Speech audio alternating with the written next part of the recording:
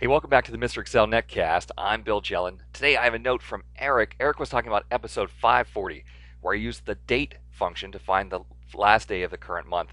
Let's take a quick look at the date function. Basically, the date function says we need to specify a year, a month, and a day. So if I would ask for the year 2007, the month of 7, and the day of 27, I would get the date of this podcast, July 27th. And let me format that so we can see what day of the week it is. We'll see that that is indeed a Friday. And I'll copy this formula down to some other rows just to see how this exactly works.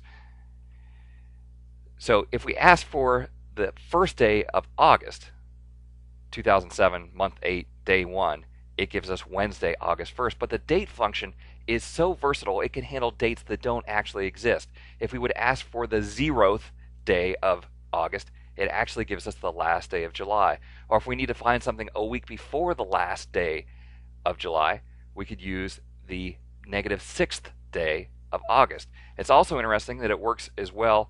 We can ask for example, the 15th month and the 45th day, and it'll figure out that that is April 14th of next year. So the date function is very, very versatile. Back in episode 540, when I was trying to figure out the last day of the month, I used a function where I said equal date, and we used the year of our date, and then the month of our date plus 1.